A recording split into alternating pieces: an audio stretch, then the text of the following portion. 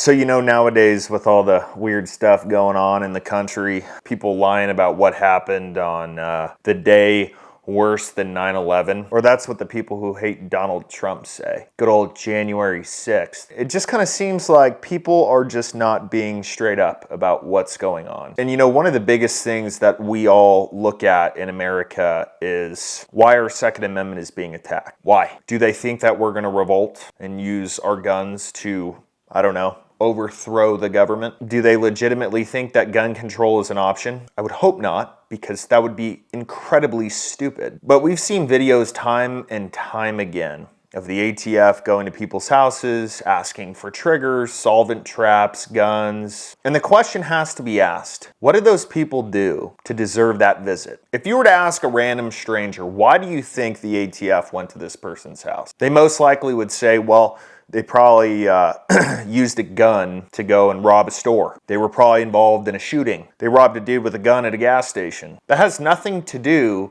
with the ATF making these visits. These are normal, everyday people who are participating in our Second Amendment. And our Second Amendment does not compromise. And here's the thing that the ATF doesn't get. Just because technology has advanced, just because there's better ways to participate in the Second Amendment now, does not mean that you can say, okay, well, it's not like a musket anymore, so you guys can't have that. No, Second Amendment is the Second Amendment. Now, why am I bringing this up? There is a farm, yes, a farm called Amos Miller's Organic Farm in Pennsylvania. And they were recently raided by state troopers over food.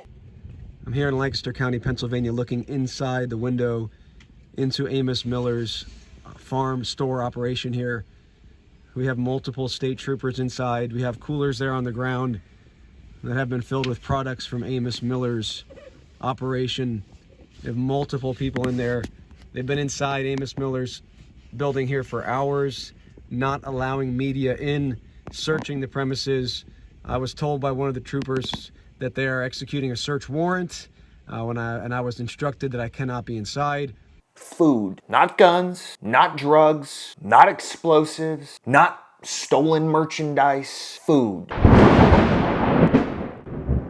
So how many people have ever gotten a robocall or just a call from someone who somehow has your information? I sure as hell have. Maybe you did a quick search on yourself online and all of your information popped up, your address, your family members' addresses, your phone number, all of that. That's because your personal data is being sold online by brokers. So that being said, a huge thank you to Delete Me for sponsoring today's video. Delete Me works pretty simply. Their system scours the internet for your personal information and it makes opt-out requests on your behalf. That way your personal information isn't just out there for everybody to get. Now, I have a cool story about this. Before I even knew about Delete Me, I hired somebody professionally to do this for me. The main reason is because I got so many damn robocalls, even when I switched my numbers, that I was just tired of it. The other reason is I don't want somebody to be able to look me up and come visit me at my house. That's not gonna go over well for anyone, especially that person, if you get my drift. So when I tried Delete Me, I was thinking, okay, well, they're not gonna find anything because I've already had this done. I guessed wrong. This is my first report that came in. My information was on 95 data broker sites, and they found 26 data brokers with my info, and they reviewed 2,421 listings. Now, someone else who uses this, your numbers are going to be through the roof if you have never had someone do this before, because look at all of these websites that carry that information. So Delete Me is giving you 20% off when you use my link and code. Heavy duty. It's already affordable, but especially with the 20% off, it's a hell of a deal. So go get your information removed from the internet, get your privacy back, and join Delete Me. Check this out. Again, if you followed Amos Miller in the past, you know that he's a local farmer here in Lancaster County, Pennsylvania, who provides organic products to his private buying club. People voluntarily choose to buy from him. I actually just spoke with a customer who came several hours today to purchase products. He's been a customer for 20 years, never been sick, never gotten sick, I should say, from Amos Miller's products. And here you have these two men coming over pointing to these coolers. Again, these coolers have at least been partially filled with products from Amos Miller's store. It looks like they will be hauled off. You have these tyrants coming in and searching. And here's the problem with, you have these state troopers and these other, I'm assuming they work for the Pennsylvania Department of Agriculture. These people are at the heart of our tyranny problem in America. They'll tell you, I'm sure, I'm just doing my job. I'm just doing what I was told. Those are state troopers. It's not even the FBI.